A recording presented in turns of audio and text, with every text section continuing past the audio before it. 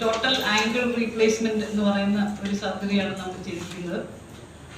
എല്ലാവർക്കും ആംഗിൾ ജോയിന്റിനെ പറ്റി അറിയാലോ. കാലിലെ ജോയിന്റ് ആണ്, നമുക്ക് നടക്കാനായിട്ട് വളരെയധികം ആവശ്യമുള്ള ഒരു ജോയിന്റ് ആണ്. ആംഗിൾ ഫിക്സ് ആയി കഴിഞ്ഞാൽ നമുക്ക് നടക്കാൻ ബുദ്ധിമുട്ടാവും, നടക്കാൻ പറ്റാതെയാവും. ഈ ആംഗിൾ ആർത്രൈറ്റിസ് എന്ന് പറയുന്ന അസുഖമുള്ള ഒരാൾക്ക് ഈ ടോട്ടൽ ആംഗിൾ റീപ്ലേസ്മെന്റ് എന്ന് പറയുന്ന സർജറി നമ്മുടെ ഓർത്തോപെഡീഷ്യനായ കേരളത്തിൽ മാത്രമല്ല സൗത്ത് ഇന്ത്യയിൽ ആദ്യമായിട്ടാണ് ഇങ്ങനെ ഒരു സർജറി നടത്തുന്നത്.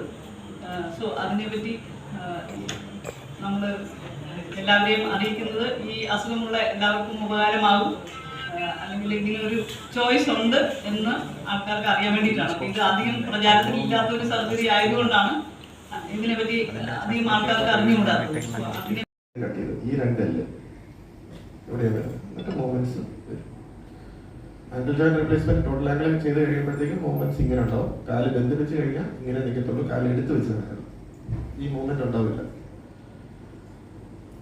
പറഞ്ഞ ഫാക്ടേഴ്സ് വെച്ചിട്ട് യൂഷ്വലി നമ്മൾ എൽഡർലി പോപ്പുലേഷൻ ഒരു 60-65 ആ ഏജിലൊക്കെ വരുമ്പോഴത്തേക്കുമാണ് നമ്മൾ സാധാരണ ഇത് ചെയ്യേണ്ടതായിട്ട് വരാറ്. പക്ഷേ ഇതുപോലെ ചെറുപ്രായത്തിൽ അല്ലെങ്കിൽ യങ്ങർ ഏജ് 20 to 30 ഒക്കെ ആകുമ്പോഴത്തേക്ക് ഇതുപോലുള്ള ആക്സിഡൻസ് ഒക്കെ വന്നു കഴിയുമ്പോഴത്തേക്കുള്ള വേറെ ഫാക്ടേഴ്സ് കാണും. അല്ലെങ്കിൽ സർജറി ചെയ്തിട്ടുണ്ടായിരുന്നു, സർജറി ഫെയിൽ ചെയ്യേണ്ടി വന്നു, അല്ലെങ്കിൽ ഒരു നല്ലൊരു വീഴ്ച, നല്ലൊരു ആക്സിഡന്റ് ഒക്കെ ഉണ്ടായിട്ട് ജോയിന്റ് നശിക്കേണ്ട ഒരു അവസ്ഥ അൺഫോർച്ചുനേറ്റ് ഇവന്റ് വന്നതുകൊണ്ട് ഏർലി ആയിട്ട് ആർത്രൈറ്റിസ് വന്നു പോകുന്നതാണെങ്കിൽ, ജോയിന്റ് നശിഞ്ഞു പോയിട്ടുണ്ടെങ്കിൽ വേറെ ഓപ്ഷൻ ഒന്നുമില്ല, ഇത് മാത്രമേ ഉള്ളൂ.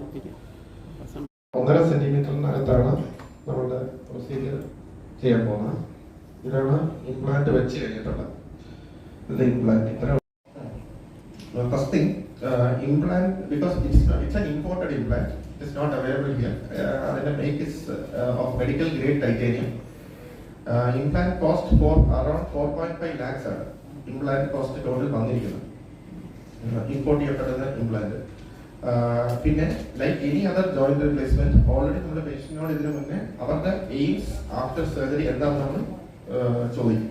ഏതൊരു സർജറി ആണെങ്കിലും അവർക്ക് ഇത് കഴിയുമ്പോൾ അവർക്ക് ഇതുവരെ അവർക്ക് എന്തൊക്കെ ചെയ്യാൻ സാധിക്കുന്നു, അവർ എക്സ്പീരിയൻസ് ചെയ്തുകൊണ്ടിരിക്കുന്ന ബുദ്ധിമുട്ട് എന്താണ്, ഇപ്പം ഇത് കഴിഞ്ഞ് മുന്നോട്ടുള്ള അവർക്ക് എന്തൊക്കെ ചെയ്യാനാണ് ആഗ്രഹം എന്നുള്ള ഗോൾസ് അത് നമ്മൾ ആദ്യം ഡിഫൈൻ ചെയ്യണം.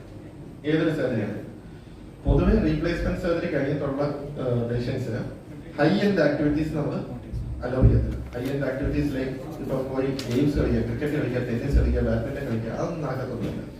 അവർക്ക് വേദനരഹിതമായിട്ടുള്ള ഒരു ജീവിതം നയിക്കാനും അവരുടെ ഡെയിലി റൊട്ടീൻ ആക്ടിവിറ്റീസ് അവർക്ക് ചെയ്യാനും, അവർക്ക് ട്രാവലിംഗ് ചെയ്യാം, അവർക്ക് ട്രിപ്സിന് പോകാം, അവർക്ക് അവരുടെ ഷോപ്പിൽ പോയി ഇരിക്കുവോ, ലോഡ് എടുക്കുവോ, സ്റ്റെപ്പ് കയറി ഇറങ്ങുമോ, അതുപോലുള്ള കാര്യങ്ങളെല്ലാം അവർക്ക് ചെയ്യാൻ പറ്റും.